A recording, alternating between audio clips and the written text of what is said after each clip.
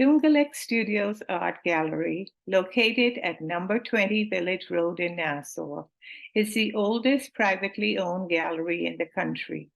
Established by my late husband, Jackson Burnside III, and I in 1978, after we returned home from studies abroad. We were young, passionate Bahamians, intent on contributing our creativity, knowledge, and skills to build our newly independent country. Our mission was to create and celebrate unique experiences drawn from the essence of Bahamian culture that could be enjoyed by Bahamians and visitors alike.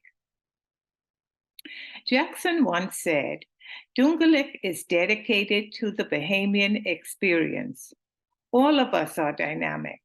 We are constantly changing, and we have to begin to see ourselves in generations by looking back of our forefathers and foremothers, and we are also our children's history. More crucially, we are the preparation for the future. So if we leave our children with a strong foundation, they have no choice but to prosper and grow." In this presentation, I will highlight strategic steps along the road, particularly as they relate to Jackson's experiences and to Doongalik's development, that have helped Bahamian art to get where it is today. That is, with an impressive list of world-class Bahamian artists, both male and female, who make up our thriving local visual art environment. Many Bahamian artists have trained at the best institutions around the world, and a growing number are now also living abroad and making significant global impact. It is important to emphasize that this success is due primarily to the collective work and strength of our phenomenal artists over the decades, passionate about their profession and about who they are as Bahamians. Key components have been, and I trust will continue to be, the strong spirit of collaboration and commitment, as well as our unique generational mentorship that has flourished amongst our well-knit visual arts community. Imagine where we have come from. The 18th and 19th century Bahamas, under British colonial rule, was a popular destination for visual artists from around the world, whose artworks are available for sale today in the global art market. Artists such as English explorer and naturalist Mark Gatsby, who produced images for his publication, The Natural History of Carolina, Florida, and the Bahama Islands, and American artists like Winslow Huma, or the born American Pamela Burnside, who visited frequently to partake of the amazing natural scenery and light. The Bahamas was also a haven for artists such as Gaspar Le Marchand Tupper, who was hired by the British government to document our geography, landscapes, and buildings.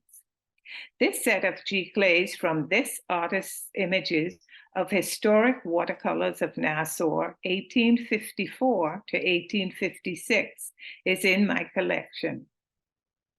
So what fate would have led Jackson and his brother Stan along the road? Art would have been picked much earlier in life by the drawing skills of a neighborhood friend. No doubt it was also influenced by their public school education in the 1950s that would have allowed them at least one art lesson per month, thanks to the archipelago's lone art teacher, Horace Wright. In December 1980, the brothers paid fitting tribute to Wright as their first art teacher in an exhibition entitled New Directions in Bahamian Art at Kayla Lockhart Edwards Gallery, the Institutes of the Arts on Elizabeth Avenue.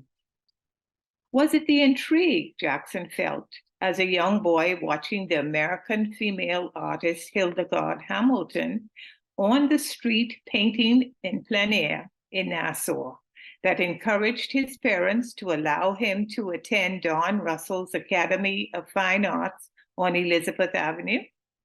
This school was located above a dress store operated by my mother and aunt. Because Russell's art business was often quite slow, he would pass the time by sketching them both. I am proud to still have the portrait of my mother that Russell drew. Or was it the exciting experience of hanging out after school at the Chelsea Pottery?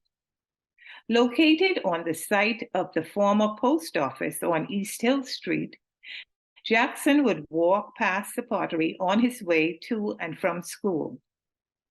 Here, he would have been among the real artists, that first group of Bahamians, such as Kendall Hanna, Crofton Petty, J. Carl Ramming, Brent Malone, George Hyler, and Max Taylor, who were being formally trained there.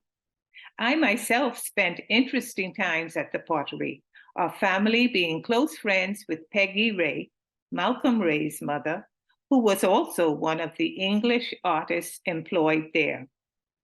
Whatever the reasons, Bahamian art, culture, and heritage became driving forces of Jackson's existence. The burgeoning modern Bahamian art movement took off in the 1960s and 70s.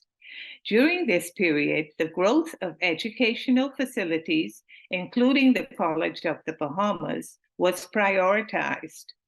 Successful art programs in high schools with more trained Bahamian and foreign art teachers and local art galleries fueled this development. It is admirable that in 1968, James and Edwin Rowe and murals at the 20th Olympic Games in Mexico. 10 years later, in 1978, Images of the Bahamas opened in Coconut Grove, Florida, the first large group showing of artwork outside the country with 9 Bahamian artists.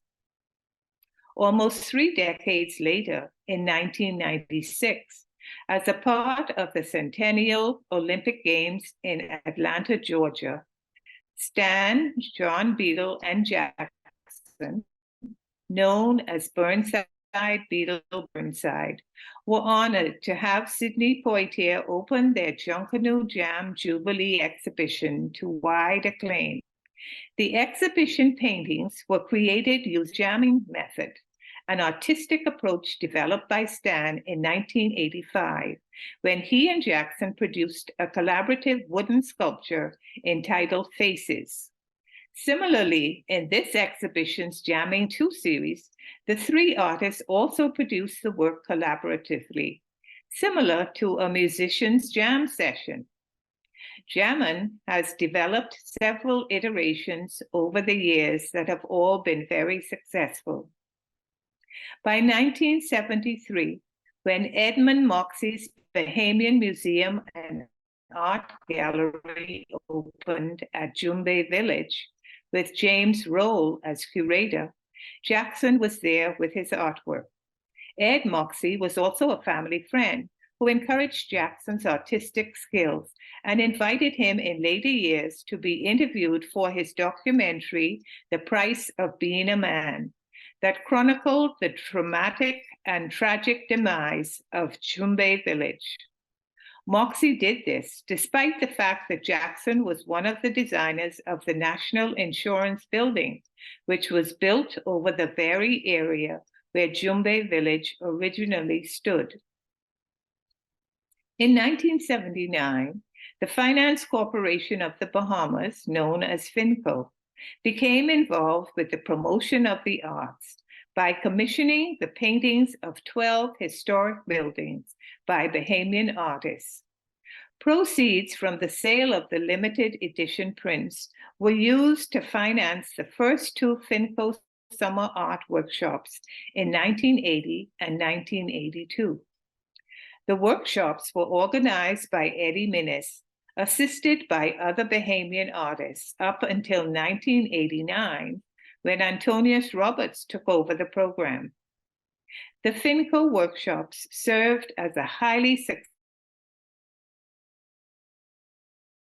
incubator, including several females, since at this time, Bahamian female fine artists were a rarity. Many of the FINCO summer school students enrolled in the College of the Bahamas and then studied at art schools abroad.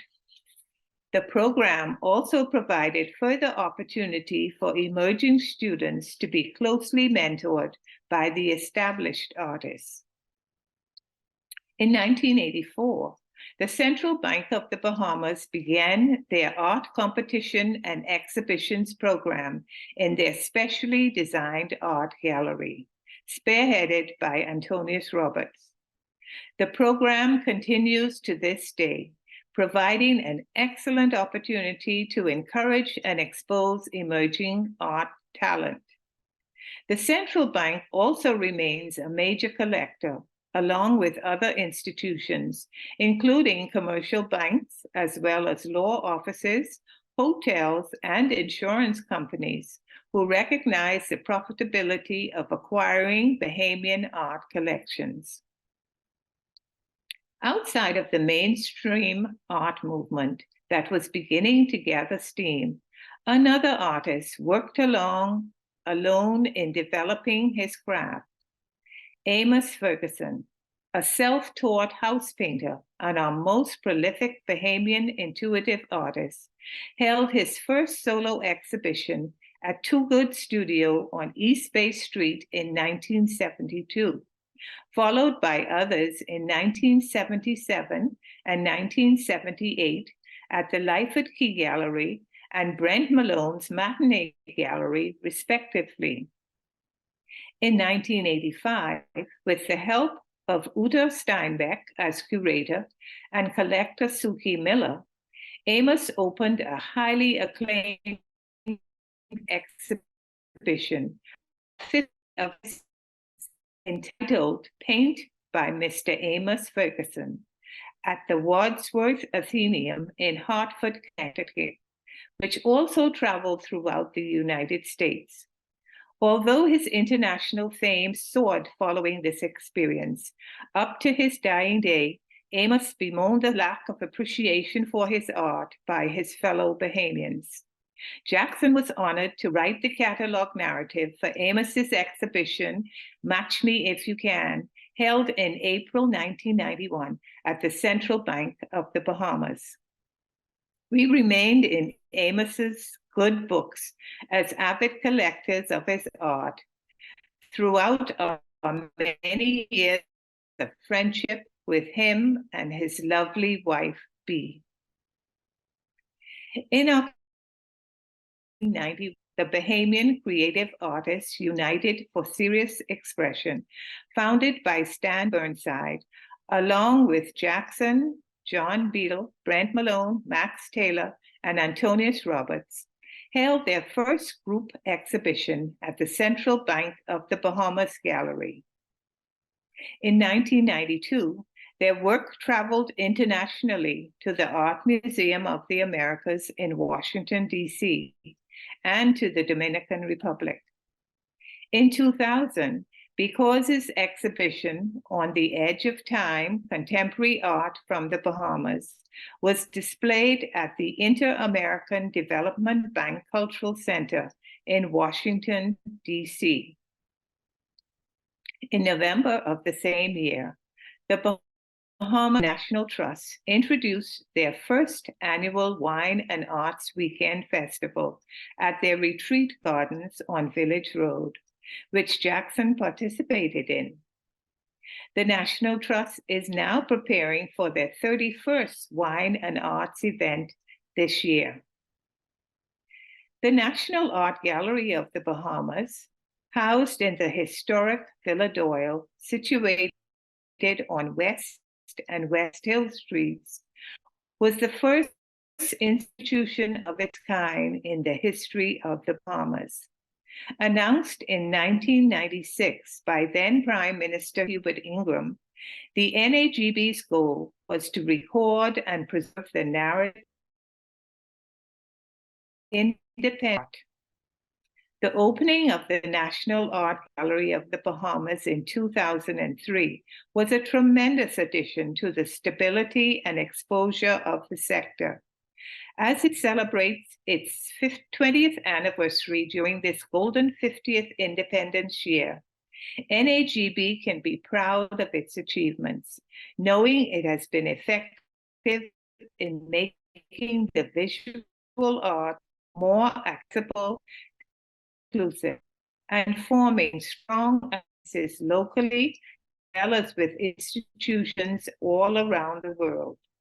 Evident the successful Museum of the Caribbean Conference held in Nassau during March of this year that was extremely successful.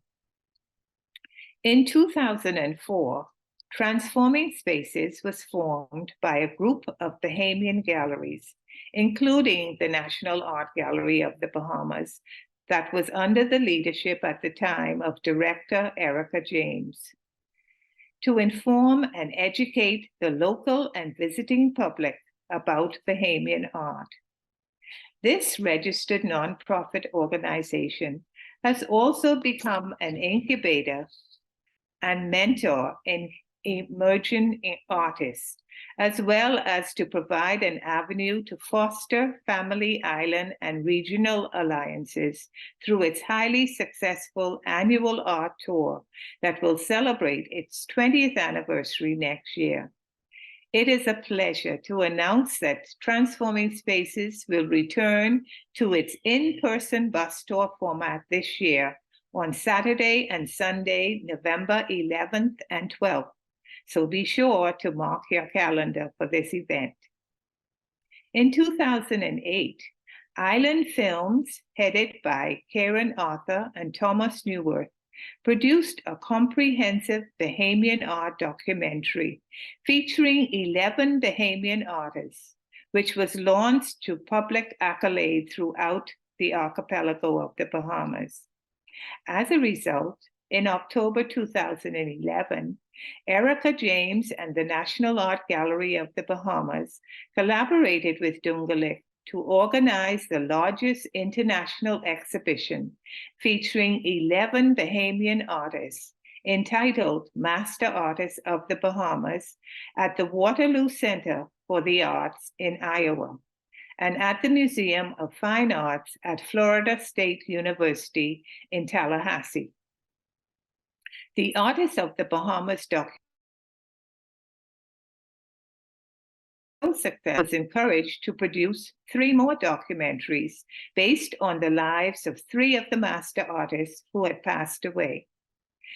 Brent Malone and Amos Ferguson's documentaries were launched in 2011, and the documentary on Jackson Burnside in 2012.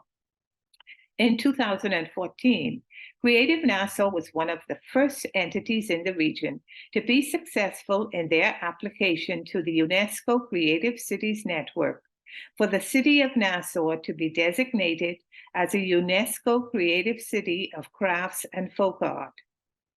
Founded by Jackson and Pam in 2008, Creative Nassau is also a registered nonprofit organization that has shared the story of Bahamian art, culture, and heritage with the almost 300 UNESCO network members from 80 countries around the world.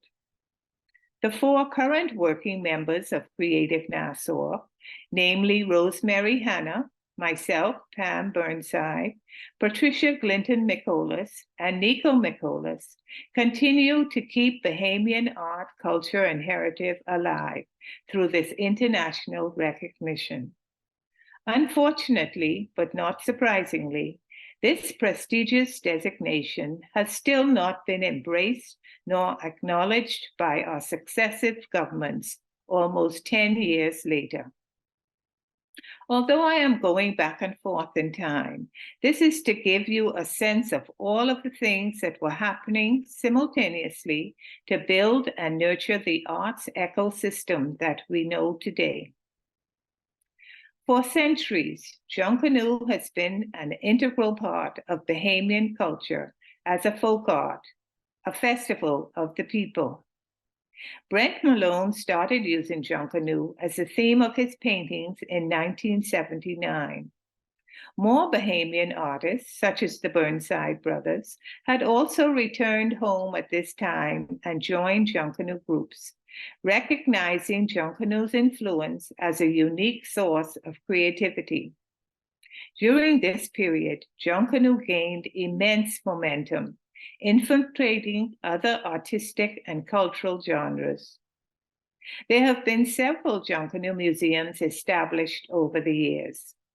The first Junkanoo Art Gallery, owned by Dr. David Sands, operated on the Fort Hill from 1979 to 1981. This is a brochure from that establishment.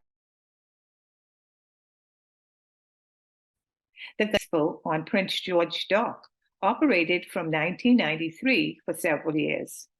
And then Educulture Bahamas Junkanoo Museum opened in 2000 and is run by Arlene and Silbert Ferguson. Junkanoo World, located in Oaks Field, opened in 2010 and is operated by Quinton Barabbas Woodside. And the latest museum of Junkanoo opened at the Nassau Cruise Port this year in 2023.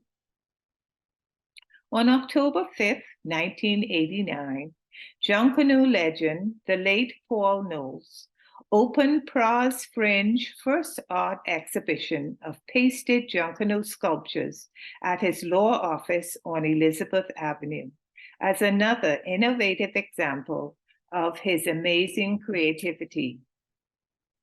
In 1996, Junkanoo was also the birth and ambience in the 1970s of Doongalik, which inspired it, the dung being the sound of the Junkanoo drum and the galik, that of the cowbells, as shown in these cement sculptures designed and built by Jackson and John Beadle.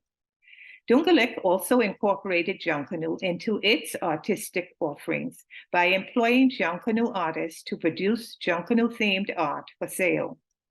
In 1997, Sun International on Paradise Island commissioned Doongalik Studios to create a novel Bahamian Junkanoo Christmas extravaganza inside the beach tower lobby, which was enjoyed by visitors and locals alike during the festive season that year.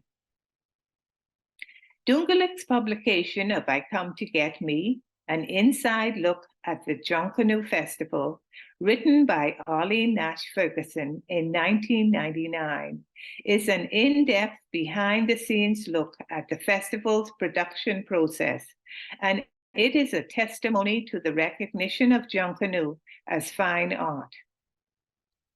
When Amanda Coulson returned home to become NAGB's executive director in 2011, she was so impressed by one family's Boxing Day Junkanoo tribute to Jackson that she organized the first Junkanoo exhibition in the institution's history based on that parade, entitled As We Knew Him, that was mounted in 2012.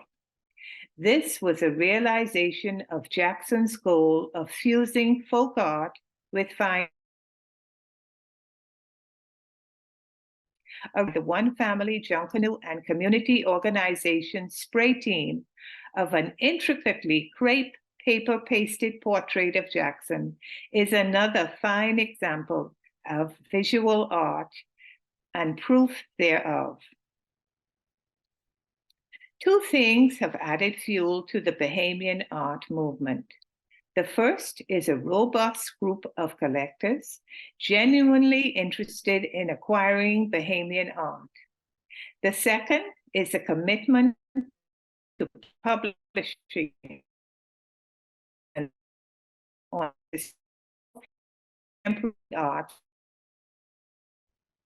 The first Bahamian art book, Bahamian Art, 1492 to 1992, by authors Patricia Glinton, Charles Huggins, and Basil Smith, was published. Comprised of 103 pages, it discussed 36 Bahamian artists. It is a seminal record, as stated on the book's cover, of how the Bahamian art movement developed. When the NAGB was launched, it made a commitment to publishing catalogs and monographs for its exhibitions. Every national exhibition has had an accompanying catalog, and comprehensive catalogs have accompanied the retrospectives of Maxwell Taylor, Brent Malone, Kendall Hanna, Amos Ferguson, Eddie Minnis, Antonius Roberts, and soon to come for Kendra Furup. Other publications have also accompanied collector shows and specially themed exhibitions. In 2008, the D'Aguilar Art Foundation was launched as the culmination of the late Vincent D'Aguilar's vision for Bahamian art. The foundation manages one of the largest collections of Bahamian artwork in the country and is an educational resource for artists, scholars, collectors, students, and the general public. The D'Aguilar Art Foundation recently opened a new museum space, the V&M, in honor of Vincent and Marina.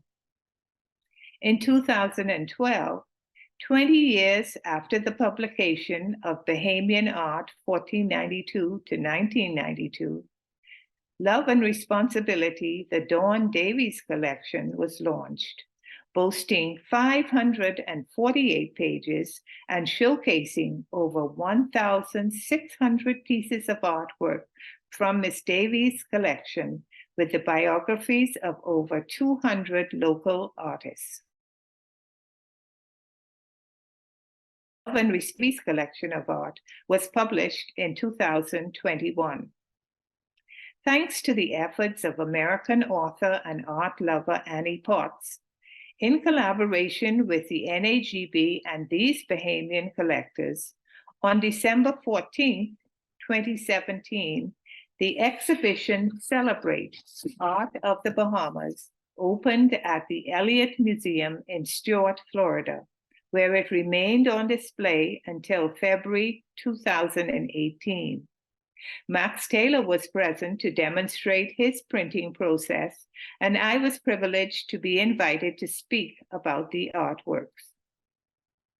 It is also important to highlight the healthy growth of public installations and murals produced by the visual art community in Nassau, as well as the Family Islands. In 1973, the first metal sculpture of the Bahamian coat of arms was produced for independence by Stephen Burrows, a BEC, Bahamas Electricity Corporation mechanical engineer and a self-taught artist who passed away in 2018. Burrows' prowess is still evident today in some of his huge sculptures that still grace our landscape.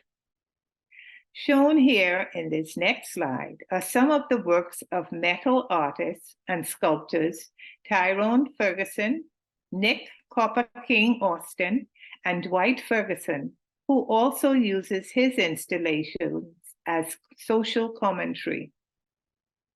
Prominent master artist and wood, stone, and glass sculptor Antonius Roberts has produced several sacred spaces installations which pay homage to our African ancestors, along with other installations in public spaces throughout Nassau and the Family Islands. Since 2000, there have also been many excellent examples of artists producing murals throughout Nassau and the Family Islands, either individually or within groups, including young children and school students, as seen in this extensive 2019 Transforming Spaces I Have a Dream community mural project in Lewis Street in Nassau. Prominent muralists include Alan Pacino Wallace, Lemiro Wright, June Colley, that are shown here on this slide, as well as other muralists such as Elkino Dames, with these beautiful artistic efforts have enhanced the aesthetic appeal of the environment for locals as well as visitors throughout the islands of the Bahamas. In 1998, Atlantis Resort commissioned Beadle Burnside jamming artwork for display throughout the beach towers. And from 2005 to 2011, Doongalik Studios operated its gallery in the Marina Village at Paradise Island, thereby significantly and positively exposing Bahamian art to thousands of visitors, together with the regularly scheduled outdoor art walk event, which started in 2017 and continues to this day. Since 2011, the Lynden Pindling International Airport in Nassau has commissioned 15 pieces of Bahamian art for display. In 2016, Doongalik was made curator for LPIA's 12 art showcases located in the U.S. Departure Lounge and along the interstitial arrival corridors. The Bahama Resort opened in December 2014 with a commitment to display Bahamian art throughout the premises.